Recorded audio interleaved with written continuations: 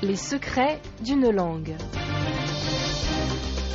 L'expression « faire la navette », c'est-à-dire parcourir un trajet bien déterminé d'un point à un autre et vice-versa, régulièrement, un autobus qui fait toute la journée la navette entre deux terminus, une navette gratuite qui conduit les voyageurs d'un hôtel à un aéroport, la navette spatiale entre la Terre et une station orbitale.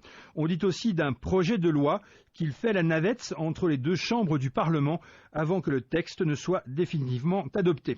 Étymologiquement, le mot descend de nef, c'est-à-dire navire ou bateau, mais l'expression, elle, vient de l'art du tissage. L'une des parties du métier à tisser est en effet appelée navette parce que sa forme ressemble à celle d'un tout petit navire, comme celui d'un enfant. Il s'agit de la pièce en bois allongée que le tisserand introduit entre les fils de la chaîne pour y faire passer ceux de la trame inlassablement dans un sens puis dans l'autre pour fabriquer son tissu.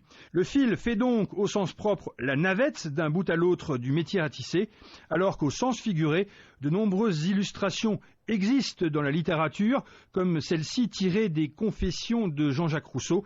Elle s'endettait, elle payait, l'argent faisait la navette et tout allait.